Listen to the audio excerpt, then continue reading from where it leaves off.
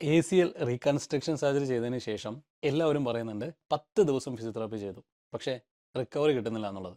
അപ്പോൾ നിങ്ങൾ ഇവിടെ എന്താണ് ചെയ്തിരിക്കുന്നത്, എന്തുകൊണ്ടാണ് ഈ 10 ദിവസത്തെ ട്രീറ്റ്മെൻറ്റ് നിങ്ങൾക്ക് സജസ്റ്റ് ചെയ്തത് എന്ന് നിങ്ങൾ മനസ്സിലാക്കണം. സാധാരണ ACL റീകൺസ്ട്രക്ഷൻ സർജറി ചെയ്ത് കഴിയുമ്പം ചെറിയ ചെറിയ കോംപ്ലിക്കേഷൻസ് ഒക്കെ ഉണ്ടാവും. കൂടുതലായിട്ടുള്ള കോംപ്ലിക്കേഷൻസ് ഏറ്റവും പ്രധാനപ്പെട്ട കാരണമാണ് പെയിൻ, മുട്ടിലുണ്ടാകുന്ന വേദന. ഈ വേദന കൂടുതലാണെങ്കിൽ നമുക്ക് സർജറി ചെയ്തുള്ള ഇമ്മീഡിയറ്റ് സ്റ്റേജിൽ ഇലക്ട്രോ തെറാപ്പി വെച്ചിട്ട് ഉള്ള ട്രീറ്റ്മെൻറ്റ്സ് ഒക്കെ വെച്ചിട്ട് പെയിനെ കുറയ്ക്കാനായിട്ട് ശ്രമിക്കും. അപ്പോൾ ഇതൊരു ട്രീറ്റ്മെൻറ്റ് രീതിയാണ്. അതുപോലെ തന്നെ മുട്ട് മടക്കണം, ഇത്ര നാളിനുള്ളിൽ ഇത്ര റേഞ്ച് വേണം എന്ന് പറയുമ്പോൾ റേഞ്ച് ഓഫ് മോഷൻ എക്സസൈസസും അതുപോലെ തന്നെ മെഷീൻ ഉപയോഗിച്ചിട്ട് കണ്ടിന്യൂസ് പാസീവ് മൂവ്മെൻറ്റ്സ് നൽകുന്ന മെഷീൻ ഉപയോഗിച്ചിട്ടും ട്രീറ്റ്മെൻറ്റ്സ് ഒക്കെ സജസ്റ്റ് ചെയ്യും. ഇനി മുട്ടിൽ ടൈറ്റ്നസ് ഒക്കെ ഉണ്ടെങ്കിൽ മൊബിലൈസേഷൻ ടെക്നിക്കൊക്കെ മൈൽഡ് മൊബിലൈസേഷൻ ടെക്നിക്സ് ഒക്കെ സജസ്റ്റ് ചെയ്യും. ഇനി നീര് കൂടുതലാണെങ്കിൽ നീരിനെ കുറയ്ക്കാനുള്ള ട്രീറ്റ്മെൻറ്റ്സ് സജസ്റ്റ് ചെയ്യും. അപ്പോൾ ഈ പറഞ്ഞ ഈ ട്രീറ്റ്മെൻറ്റിൻ്റെ ഡ്യൂറേഷൻസ് ഏകദേശം 5 തൊട്ട് 10 ദിവസം വരെ ആയിരിക്കും. അപ്പോൾ മിക്ക ആളുകളും അതിന് മേളിലേക്ക് ഇത് കണ്ടിന്യൂ ചെയ്യേണ്ട ആവശ്യമില്ല. അങ്ങനെ ചെയ്യാൻ പറഞ്ഞാലും ആർക്കും സാധിക്കാറില്ല. കാരണം ഈ പറഞ്ഞ ട്രീറ്റ്മെൻ്റ് ഒക്കെ കുറച്ച് എക്സ്പെൻസീവ് ആണ്. അപ്പോൾ മിക്ക ആളുകളും പറയുന്നതാണ്, സർ 10 ദിവസം ഞങ്ങൾ ഫിസിയോതെറാപ്പി ചെയ്തതാണ്, അതിനുശേഷം കണ്ടിന്യൂ ചെയ്യാൻ പറ്റിയില്ല, കാരണം ട്രീറ്റ്മെൻറ്റ് കോസ്റ്റ് കൂടുതലായിരുന്നു, അതുകൊണ്ട് ഞങ്ങൾ ഇനി എന്ത് ചെയ്യണം എന്നറിയില്ല.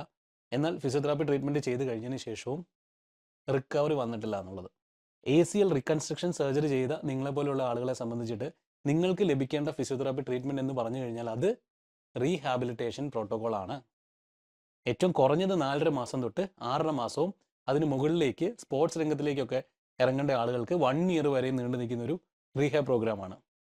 ഇത്രയും കാലയളവ് എല്ലാ ദിവസവും ഒരു ഫിസിയോതെറാപ്പി ക്ലിനിക്കിൽ പോയിട്ട് എക്സസൈസ് ചെയ്യുക എന്ന് പറഞ്ഞത് ഇമ്പോസിബിൾ ആണെന്നുള്ളത് ഞങ്ങൾക്കറിയാം. കാരണം ഇതിൻ്റെ കോസ്റ്റ് തന്നെയാണ് ഏറ്റവും വലിയ പ്രശ്നം. ഈ ഒരു കണ്ടീഷനിൽ നിങ്ങൾക്ക് പ്രോപ്പറായ രീതിയിൽ എക്സസൈസ് ചെയ്യാൻ സാധിച്ചാൽ റിക്കവറി വരും എന്നുള്ളത് നിങ്ങൾക്കറിയാം.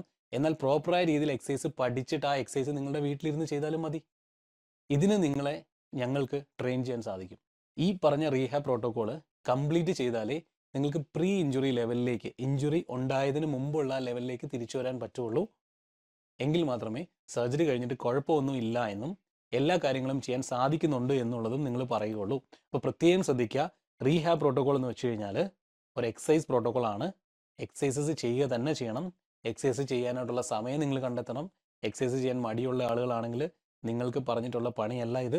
അങ്ങനെയുള്ള ആളുകൾക്ക് കോംപ്ലിക്കേഷൻസ് തീർച്ചയായിട്ടും ഉണ്ടാവും. അങ്ങനെയുള്ള ആളുകളായിരിക്കും കൂടുതലും പറയുന്നത് ഞങ്ങൾക്ക് സർജറി കഴിഞ്ഞതിന് ശേഷം റിക്കവറിയിലേക്ക് വരാൻ സാധിച്ചിട്ടില്ല എന്നുള്ള കാര്യം. അപ്പോൾ ഇവിടെ സർജറിയുടെ പ്രശ്നങ്ങളോ അല്ലെങ്കിൽ ഫിസിയോതെറാപ്പി ട്രീറ്റ്മെൻറ്റ് ഒരു 10 ദിവസം ചെയ്തതുകൊണ്ട് നിങ്ങൾക്ക് റിക്കവറി ഇല്ല എന്ന് പറയുന്നതും അല്ല. പ്രോപ്പറായ രീതിയിൽ എക്സസൈസ് ചെയ്യാൻ നിങ്ങൾക്ക് മടി കാരണമാണ് നിങ്ങൾക്ക് റിക്കവറി വരാത്തത്.